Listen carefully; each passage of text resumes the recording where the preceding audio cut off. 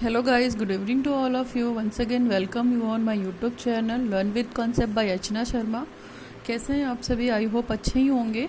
अब तो धीरे धीरे लॉकडाउन भी ख़त्म हो रहा है आई थिंक, ठीक है। तो अभी 1 जुलाई से नया लॉकडाउन स्टार्ट होगा, लेकिन बहुत सारे रिलैक्सेशंस के साथ। So please keep social distancing को मेंटेन कीजिए और अपने आप को सेफ कीजिए, और घर से तभी निकलिए जब आपको बहुत ज़्यादा रिक्वायरमेंट हो किसी चीज़ की।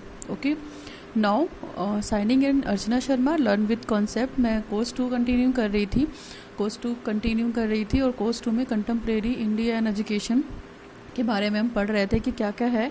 तो हमने बहुत सारे जनरल टॉपिक्स पढ़ लिए हैं इससे प्रीवियस वाले वीडियो में। अगर आपने उसको नहीं देखा है तो प्लीज़ आप उन्हें देखिए। कुछ भी क्वेरीज है तो you can ask me in my comment section.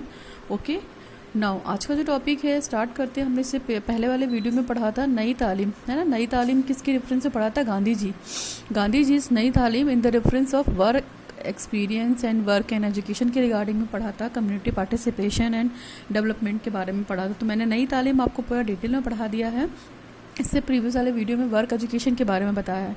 अभी हम बात करते हैं कि वर्क एक्सपीरियंस क्या होता है, ठीक है। Work experience and time allocation of work education, यानी कि जो कार्य अनुभव है हमारा, वो कार्य शिक्षा से किस तरीके से रिजेंबल करता है, और कार्य अनुभव में, ठीक है, या जो कार्य शिक्षा है हमारी, तो उसमें हम कार्य अनुभव को कैसे सीख सकते हैं ना, कार्य को अनुभव करके कैसे उस चीज़ को कार्य शिक्षा में ला सकते हैं। तो इसी के बारे में बात करेंगे। बहुत ही छोटे छोटे 2-3 टॉपिक्स हैं जिनको कंप्लीट करा दूंगी मैं, ठीक है, वीडियो के थ्रू। आप देख लीजिएगा तो आपकी गांधी जी नई एजुकेशन वाली तालीम इंपॉर्टेंट है, और शॉर्ट नोट्स भी आ सकता है, ठीक है। तो अभी आप बात करते हैं वर्क एक्सपीरियंस। वर्क एक्सपीरियंस क्या होता है? आपको इससे पहले वाले वीडियो में बताया था। वर्क एजुकेशन, कार्य शिक्षा क्या होती है? जहाँ पे हम कार्य करते हैं उसके माध्यम से जो भी हम शिक्षा ग्रहण करते हैं वो हमारी कार्य शिक्षा होती है, ठीक। तो अभी हम बात करते हैं कार्य अनुभव, यानी कि वर्क एक्सपीरियंस। तो वर्क एक्सपीरियंस, जाहिर सी बात है कि हम काम करते हैं तो हमें हर जगह से एक्सपीरियंस मिलता है। Getting experience by working and learning, हम प्रतिदिन कुछ ना कुछ सीखते रहते हैं जो कार्य करते हैं, ठीक है। कार्य करके ही हमें क्या मिलता है? उसका एक्सपीरियंस मिलता है, उसका अनुभव होता है, ठीक।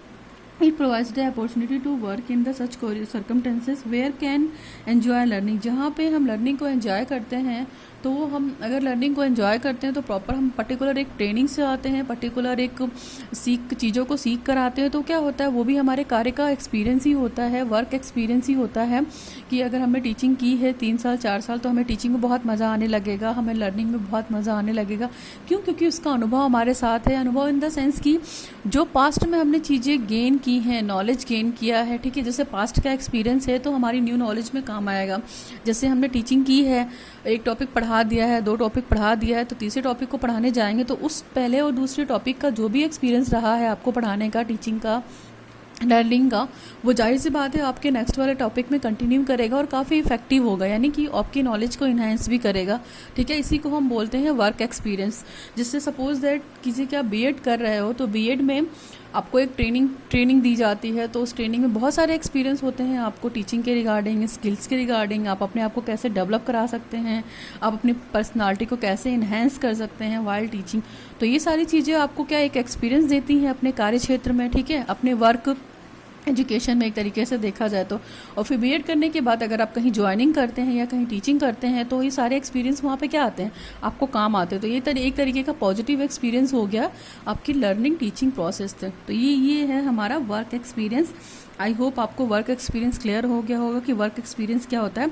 और देखिए, वर्क एक्सपीरियंस अगर आपको है किसी चीज़ का, तो आपको कहीं भी काम करने में दिक्कत नहीं होगी, चीज़ों को गैदर करने में दिक्कत नहीं होगी, क्योंकि आपके पास बहुत सारी नॉलेज ऑलरेडी पहले है और आप नई नॉलेज लेने के लिए तत्पर हैं और बच्चों को देने के लिए भी तत्पर हैं, ठीक है। तो ये चाहे कोई ये कंडीशन जैसे हो सकती है, मान सकते हैं हम लोग कि सेटिस्फाई हिज क्यूरियोसिटी, और अपनी जिज्ञासु को आप शांत भी कर सकते हैं। And seek the information about the different work condition of hours, family, school and community experience, ठीक है।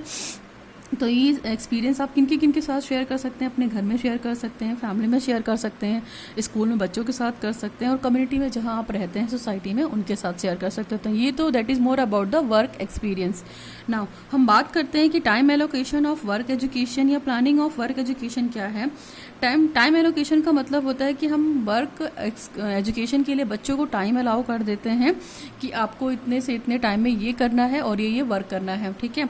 तो इसमें देखिए प्लानिंग क्या क्या हो सकती है कार्य शिक्षा को करने के लिए या कार्य अनुभव के लिए। तो time for each activity can be allotted on the basis of nature.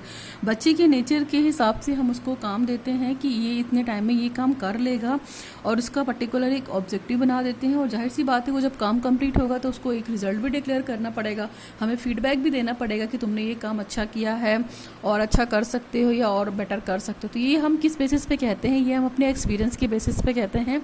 क्यों? क्योंकि उस कार्य को हम करके आ चुके होते हैं, और सामने वाले को जब वो कार्य देते हैं करने के लिए, तो आपको पता है कि सामने वाला क्या गलती करा है, तो उस गलती को हम इम्प्रूव भी कर सकते हैं ना। वर्क एक्सपीरियंस के माध्यम से हम ये भी कह सकते हैं, कार्य में जो हमें अनुभव मिलते रहते हैं। और रही बात, तो हम प्रतिदिन कुछ ना कुछ सीखते रहते हैं। एक्सपीरियंस है वो भी हमारा एक डेली लाइफ का एक्सपीरियंस है। हम सुबह उठते हैं तो रात में सोते हैं, तो उस दिन में भी हमें कुछ ना कुछ एक्सपीरियंस होता है। तो हम यहाँ काम के क्षेत्र में बात कर रहे हैं, तो ये है टाइम एलोकेशन। सपोज कीजिए कि अगर आपको, जैसे बच्चा है, एक स्कूल का एक सेशन चलता है, ठीक है, तो स्कूल का जो सेशन चलेगा जुलाई से जुलाई चलेगा, इसमें आपको फिर बीच में मई और जून से क्या मिलता है, समर वेकेशन मिलता है। तो आपको पता है कि समर वेकेशन बच्चों को क्यों दी जाती है? समर वेकेशन बच्चों को इसलिए दी जाती है कि वो अपने टाइम का यूटिलाइजेशन करें, ठीक है, और अपने टाइम को प्रॉपर वे में यूज़ कर सके, है ना, फालतू टाइम वेस्ट ना करें, पढ़ाई के साथ साथ कुछ और भी यूटिलाइजेशन कर सके। क्योंकि समर वेकेशन मई और जून 2 महीने की होती है, चूँकि एक लंबा टाइम होता है, 60 डेज़ का होता है। तो बच्चों को हम क्या करते हैं, बहुत सारे प्रोजेक्ट देते हैं, बच्चों को हम बहुत सारे असाइनमेंट्स देते हैं, कोशिश करते हैं कि ये सारी चीज़ें हम क्लियर करा सकें। तो आपको पता है कि इसमें फैमिली बहुत सपोर्टिव रोल है, तो फैमिली बहुत हेल्प करती है इन सब चीज़ों को कंप्लीट करने में बच्चों को। तो समर वेकेशन में इसलिए हम बच्चों को खाली नहीं दे देते हैं, एक तरीके से बोल सकते हैं आप हॉलीडे होमवर्क भी दे देते हैं। हम लोग काफ़ी सारा होमवर्क दे देते हैं ताकि बच्चे क्या करें, प्रतिदिन कोई ना कोई एक्टिविटी करें, वो अपने आप को बोर फील ना करें। और दूसरी चीज़, उनको ये ना लगे कि हमारी पढ़ाई ख़त्म हो गई है इसलिए हमको आगे पढ़ना नहीं है, नहीं, इसलिए हम उन्हें बहुत सारे असाइनमेंट देते हैं। तो जैसे home assignments like collection of seeds, अगर बड़े बच्चे हैं 8th 9th में हैं तो हम उन्हें बहुत सारा हेर्बेरियम फाइल बनाने को दे देते हैं, ठीक है। इसके बाद बहुत सारी एक्टिविटीज़ करने को दे देते हैं, प्रोजेक्ट वर्क देते हैं स्पेशली। तो देखिए यहाँ पे दे रखा है home assignments like collection of seeds, बहुत सारे मतलब सीड्स को कलेक्ट कीजिए प्लांट्स की, जैसे मैंगो हो गया, और भी बहुत सारे प्लांट्स हो गए, फ्लावरिंग प्लांट्स हो गए, सीडिंग प्लांट्स हो गए, ग्रेनिंग प्लांट हो गए जिनसे हमें ग्रेन्स मिलता है, सीरियल्स क्रॉप होगी, तो इनके सीड्स को आप कलेक्ट करके एक फाइल बनाइए, जिससे आपको याद होगा हम हर्बेरियम फाइल बोलते हैं। हर्बेरियम फाइल में क्या क्या होता है, प्लांट्स की लीव्स होती हैं, रूट्स होते हैं, और कई तरीके के प्लांट होते हैं, टाइप्स ऑफ लीव्स होती हैं, रूट्स होते हैं, टाइप्स ऑफ टैप रूट हो गया, एडवेंटिसिस रूट हो गया, फिर इसके बाद लीव्स के बारे में भी डिटेल होती है। तो हम क्या करते हैं, हर्बेरियम फाइल बनाते हैं, पंचशीट वाला पेपर होता है, कलर्ड पेपर होता है, उस पर पर्टिकुलर हम प्लांट को लाके स्टिक करते हैं, जैसे साइकस का प्लांट हो गया। तो इन सब को करने के लिए हमें क्या करना पड़ता है, सर्च भी करना पड़ता है, अपने सोसाइटी में ढूंढना भी पड़ता है। ऐसा तो नहीं है सारे प्लांट्स या सारे हर्बेरियम फाइल की जो भी एक्टिविटीज़ हैं या जो भी टॉपिक हैं वो आपको एज इट इज़ आपके घर में मिल जाए, नहीं ना। तो बहुत सारी चीज़ों में हमें जाकर कम्युनिटी में भी जाना पड़ता है, हमें सोसाइटी में भी जाना पड़ता है, लोगों से कहना पड़ता है कि ये पत्ती चाहिए हमें या ये प्लांट चाहिए हमें हर्बेरियम फाइल के लिए। तो आप एक दूसरे के कोऑपरेशन से आप एक अच्छी सी हर्बेरियम फाइल भी प्रिपेयर करते हैं समर वेकेशन में, ठीक है। नेक्स्ट है हमारी, इससे आपको नॉलेज भी मिलती है कि हाँ ये इस टाइप की लीफ है, इसका फंक्शन क्या है, इसका लीफ का कलर कैसा है ना, फोटोसिंथेसिस करती है, काम क्या है, these are the things. Now next है making of a whistle with the mango seeds, ठीक है। आप मैंगो सीड्स को देखिए कि कैसे बना सकते हैं, ठीक, उसको कलेक्ट कर लीजिए आप। मैंगोज़ की बहुत सारे वैरायटीज़ को आप याद कर लीजिए, ऐसा तो नहीं कि केवल एक ही मैंगो है। आप जो मैंगो खाते हैं उसका पर्टिकुलर आपको बॉटनिकल नेम आना चाहिए, क्या है जीनस है उसकी, क्या स्पीशीज़ है, तो ये सारी चीज़ें आपको पता होनी चाहिए, ठीक है। Know the variety of mango, और बहुत सारी जो मैंगो की प्रजाति हैं उसके बारे में जानिए आप। फिर right diary for any 10 days, फिर जो आपके जो भी 10 दिन बहुत अच्छे गए हैं या जो भी 10 दिन का आपका एक्सपीरियंस रहा है, किसी भी 10 दिन को उठा लीजिए आप और उसकी डेली डायरी बना दीजिए कि डे 1 में आपने ये काम किया है, डे 2 में ये किया है, और XYZ कर करके आपने डे 10 तक ये सारी इंफॉर्मेशन कलेक्ट की है या सारी चीज़ें की है। कलेक्ट ब्रोकन थिंग्स एक्सेट्रा, तो उनके माध्यम से भी क्या है आप नॉलेज गेन कर सकते हैं और आपका टाइम भी बहुत अच्छा यूटिलाइज हो जाएगा, ठीक है। टाइम यूटिलाइज हो जाएगा तो जाहिर सी बात है कि आप अपना सेल्फ डेवलपमेंट बहुत अच्छे से कर सकते हैं। तो ये एक तरीके से देखा जाए कि समर वेकेशन में जो भी आपको मई जून में होम असाइनमेंट दिए जाते हैं, ये भी आपका एक पार्ट है कम्युनिटी पार्टिसिपेशन का या वर्क एक्सपीरियंस का। इससे भी आपको वर्क एक्सपीरियंस होता है ना, क्योंकि वो काम आप खुद करते हैं ना, लर्निंग बाय डूइंग होता है। तो जाहिर सी बात है आप चीज़ों को खुद करके सीखते हो तो आपको सबसे ज़्यादा एक्सपीरियंस होता है। यहाँ पे तो आपके लिए टीचर भी नहीं अवेलेबल होता है, ठीक है। तो आप ये काम खुद करते हैं और खुद का एक्सपीरियंस गेन होता है। तो ये सबसे बड़ा लर्निंग प्रोसेस में आपके लिए अचीवमेंट होता है एक तरीके से, कि हमने ये काम खुद से किया है और खुद से ही लर्निंग की है, और वो लर्निंग करके अपना सेल्फ डेवलपमेंट किया है, और सेल्फ डेवलपमेंट करके हमने बहुत सारी नॉलेज को गेन किया है ना। नेक्स्ट है हमारा जुलाई।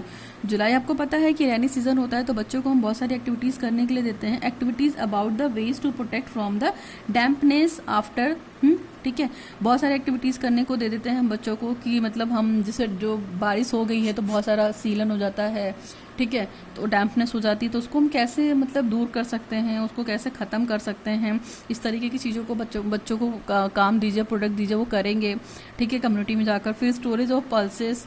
स्टोरेज ऑफ पल्सेस का मतलब बहुत सारी दालों को इकट्ठा करें, एक छोटे छोटे प्लास्टिक वाले बैग्स आते हैं एक तरीके से देखा जाए, फिर उनको पिनअप करके जितने टाइप्स ऑफ पल्सेस हैं, जितनी टाइप्स ऑफ दाल या वैरायटीज़ हैं जो आपको अवेलेबल हैं, आपके घर में भी बहुत सारा मिल जाता है, थोड़ी मार्केट से भी मिल जाती हैं, तो उनको आप कलेक्ट कीजिए और सबको आइडेंटिफाई कीजिए कि इसका नाम ये है, ठीक है, ये सीरियल जो है वो किस फैमिली से बिलोंग करती है, ठीक। तो इस तरह की चीज़ें हैं, बहुत सारी हैं। फिर प्रोटेक्शन ऑफ क्लोथ्स। बारिश में जो कपड़े ख़राब हो जाते हैं, जिसमें फमूदी या फंगस वगैरह लग जाती है, तो उनको हम कैसे प्रोटेक्ट कर सकते हैं, इस चीज़ के बारे में भी बच्चे सीख जाते हैं। तो ये भी एक तरीके का होम असाइनमेंट हो सकता है। आप ये होम असाइनमेंट जुलाई में दे सकते हैं। देखा जाए नेक्स्ट देखा जाएगा तो 11 जुलाई को वर्ल्ड पॉपुलेशन डे सेलिब्रेट किया जाता है, यानी कि विश्व जनसंख्या दिवस, ठीक है। अवेयरनेस निकालनी चाहिए इसके रिलेटेड। स्कूल क्या कर सकता है, स्कूल ये कर सकता है कि एक रैली निकाल सकता है पॉपुलेशन के रिगार्डिंग, की पॉपुलेशन बहुत ज़्यादा नहीं होनी चाहिए, ठीक है।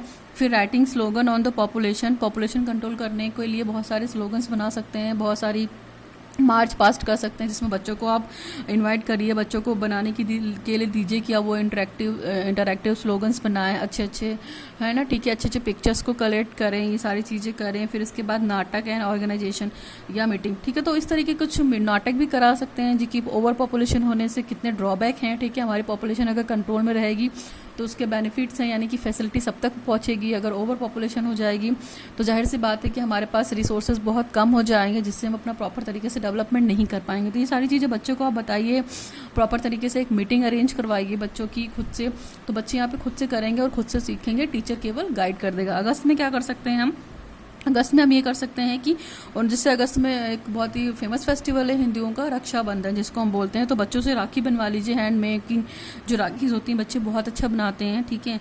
फिर मेकिंग फ्लैग्स वगैरह बनवा सकते हैं। कल्चरल प्रोग्राम जो होते हैं उनके अकॉर्डिंग सेल्फ फेस्टिवल, मान लीजिए जो भी फेस्टिवल आने वाला है कमिंग सून में, उस फेस्टिवल का उनको प्रोग्राम अरेंज करने को कह दीजिए, ठीक है।